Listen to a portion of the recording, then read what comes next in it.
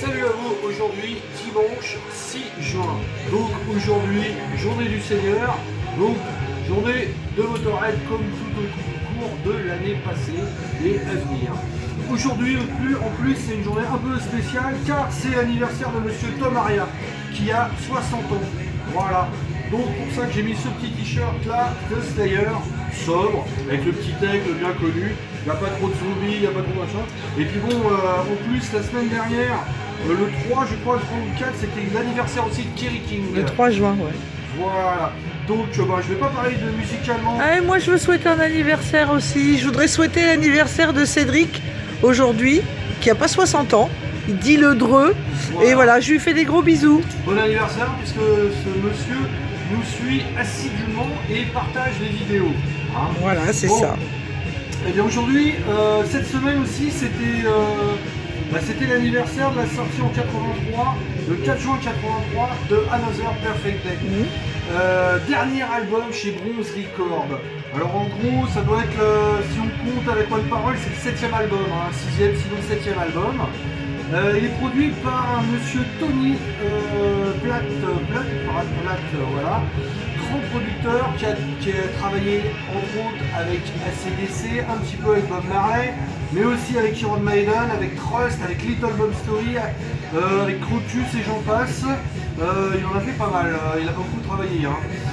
Donc je trouve qu'il a bien bossé. Moi cet album-là, quand c'est arrivé, mis à part la dégaine surridicule de Brian Robertson. D'ailleurs, on le voit bien parce que je sais pas si vous vous rappelez, dans la pochette originale, il y avait une petite BD. D'un côté, il y avait les paroles, il y avait la petite BD. Et déjà, il s'en prenait un peu dans la gueule, hein, avec les deux guerriers qui étaient Filthy et Lemmy. Moi, je trouve qu'il a apporté la mélodie et je trouve que ça s'est assez réussi.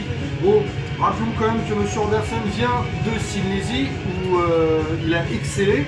Et ensuite, il avait monté un groupe avec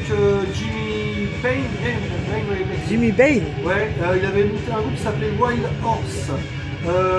Il avait sorti 2 albums, mais bon, il s'était pas vraiment trouvé. Enfin voilà, donc là, moi je trouve que ça, c'est un beau travail qu'il a fait avec Motorhead. Il a apporté la mélodie. Mais derrière, il y a la pêche. Alors à l'époque, il y a certains magazines, certains journalistes qui n'avaient pas vraiment encensé cet album-là. Il était quand même rentré dans les charts anglais. Mais avec le recul, tout le monde dit que finalement cet album, c'est quand même un superbe album de Motorhead. Pour moi même en plus, c'est le premier album de Motorhead que je vais acheter en nouveauté si vous voulez à l'époque. Bon, j'avais déjà acheté One Parole, j'avais acheté Motorhead et puis Overkill, mais je l'avais acheté en retard si on veut. Et là dès qu'il est sorti, j'ai couru et j'ai été l'acheter. On a eu la chance de les voir à l'époque pour appuyer cet album là, il s'était passé à Ballard. À Ballard, c'était dans les anciennes usines Renault, je crois, vers Port de Ballard. Et c'était un peu dans un décor Mad Maxien là, hein. C'était un peu chaudard. En tout cas, il y avait Vulcain d'ailleurs en première partie à cette époque-là. Cet album-là, il sera réédité quelques années plus tard en CD d'ailleurs avec un live à Manchester Apollo du 10 juin 83. Il y a aussi un live qui circule de Sheffield, si je ne me trompe pas. Issu de cet album-là, il y aura 2 singles, I've Got Mind et Shine. Voilà. Alors juste à savoir ça, c'est pas ma copie d'origine puisque je ne l'avais pas acheté à l'origine en 45 tours.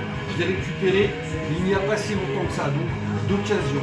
En tout cas voilà, superbe album, beau boulot. Alors moi je suis pas fan de la pochette. Ah bah la pochette c'est pourtant Pétanio qui l'a fait. Ouais mais voilà. C'est assez bizarre mais bon. Avec du recul pareil moi je l'aime bien. À l'époque de la tournée, il y avait un tourbook et quand je parle d'un tourbook, alors je vais faire attention là, c'est quand même un vrai tourbook. Hein. Vous voyez, ça c'était à l'époque, donc c'était pas les petits livres. Maintenant ça n'existe plus les tourbooks. Ouais. Quand il y en a des groupes qui le font, c'est hors de prix. Donc voilà. Bon en tout cas c'était l'anniversaire un peu en retard avec quelques jours de Another Perfect Day, un de mes albums préférés. Je dirais que dans Motorhead, ouais c'est... de toute façon, ça va avec les albums qui ont été faits avec Fast Eddie Clarke et On Parole et tout ça. En tout cas, Ça sera le dernier album sur Bronze Record, puisqu'après il y aura la compilation No Remorse et du coup le contrat sera cassé et ils joueront sur GWA. En tout cas, bon anniversaire Monsieur Tom Maria, bon anniversaire Thierry King en retard. Logiquement il est censé monter un projet, on attend, il n'y a pas trop de nouvelles. Ça avait été lancé l'année de la fin de Slayer là, donc bon pour l'instant pas de nouveauté.